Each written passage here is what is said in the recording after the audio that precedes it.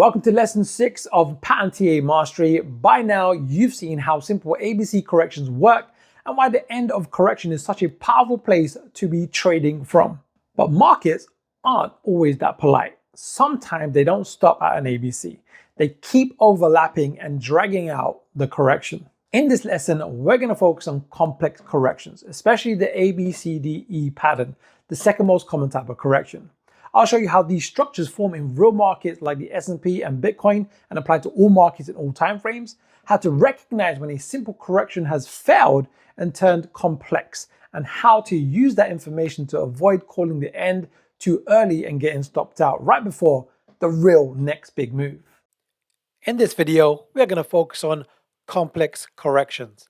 In Elliott waves, anything other than a simple ABC is a complex correction, and they can take many forms, but by far the most common is something called an ABCDE correction. I've got two examples on the chart on the left hand side. We've got the lower degree of a wave 4. So we were looking at wave 4s as being a simple ABC, but they can also take the form of an ABCDE correction. That can also be true for wave 2s and wave Bs as well. And then after a 5-wave move, the correction is always a minimum of an ABC, but can unfold to a D and an E as well with an overlapping wave structure.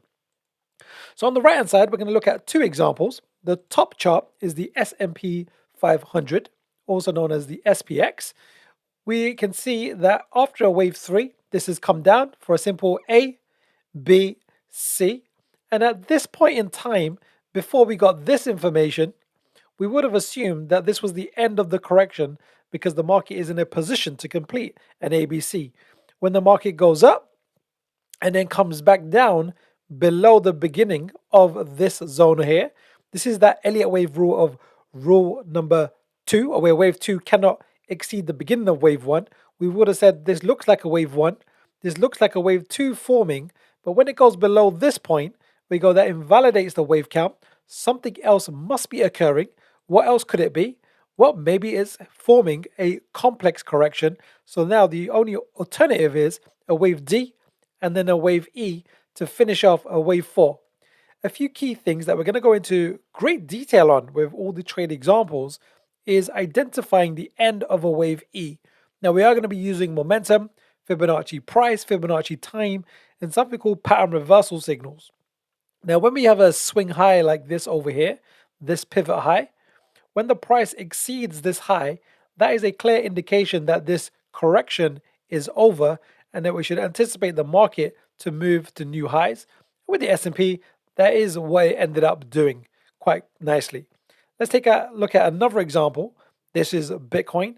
We're using the example with a wave 4. We had a nice impulsive move up, part of a wave 3, and then we had what looked like to be an A, B, C. At this point, we would have assumed that this was the end of the correction because we would not have known in advance that it was going to form a complex correction. We had some type of initial move up, but then it came back down below this low over here. So then the only alternative is a D and an E.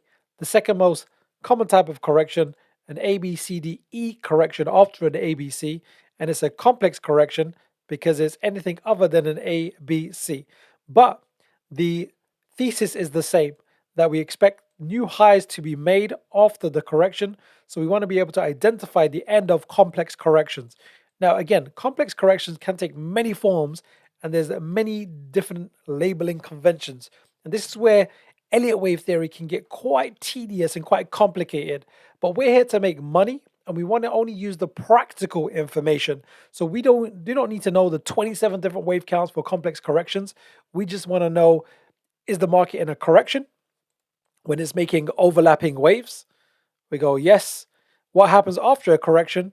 Well, a continuation of the prior trend. And we're going to use momentum, price, time, pattern to identify the end of this correction. And there's different ways. We could even be very patient and wait for the market to take out our swing high, wait for our first pullback, and then look to enter long. So there's going to be different strategies that we're going to use.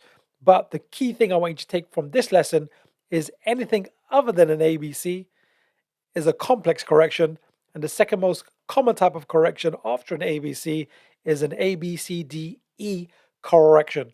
And when we go through many case studies, you'll see many examples, and then you'll get very familiar with this notion.